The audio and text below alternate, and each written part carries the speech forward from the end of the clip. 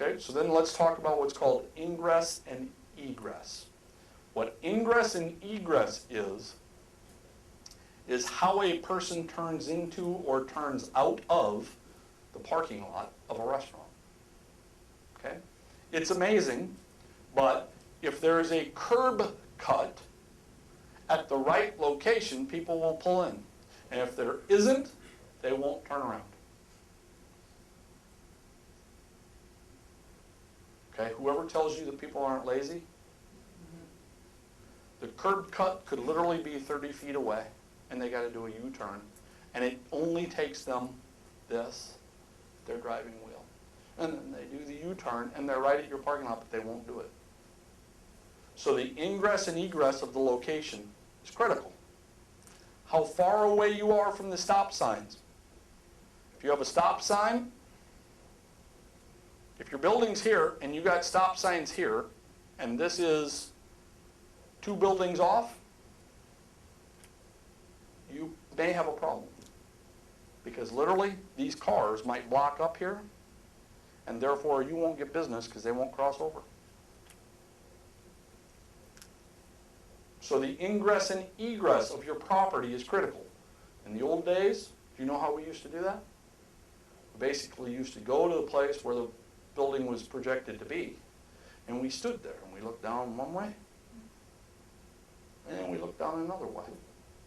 And then we got in our car and we drove around each of the stop signs, and we literally pulled in, pulled out, pulled in, pulled out till you figure out whether or not you could get in there. Okay, but now site selection's all about demographics, psychographics, traffic count. You'd be amazed the number of site selectors. Never ran a restaurant, never looked at aerial views, never actually physically walked the property, looked in both directions. What they're wanting to tell you is there's 47,000 cars that drive by here. This is either a good or a bad location. Okay, but what if the people in the cars are the wrong type of customers?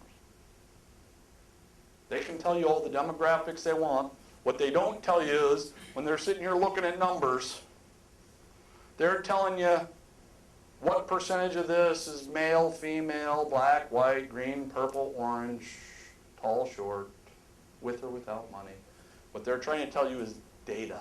And you know there's no better way to find out other than standing at the location and watch.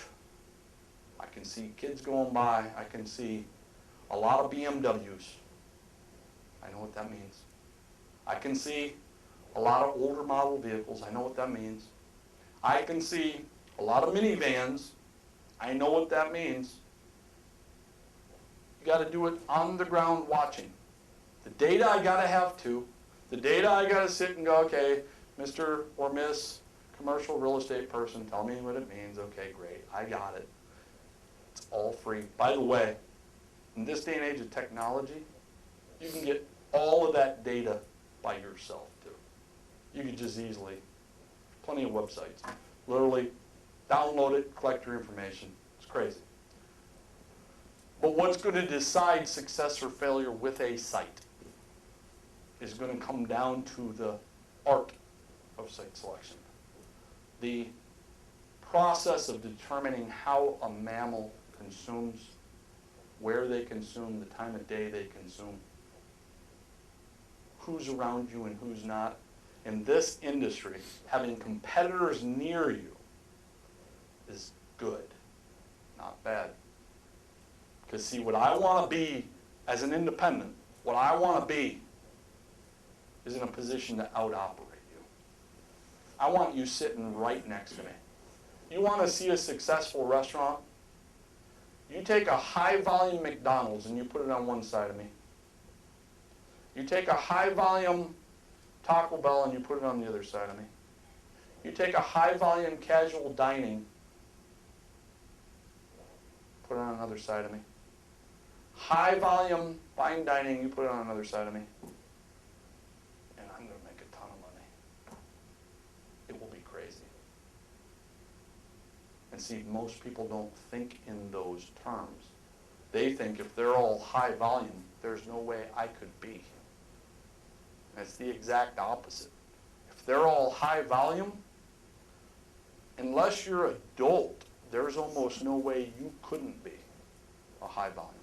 You're going to want to out-operate them right at the point of contact where the customer is coming.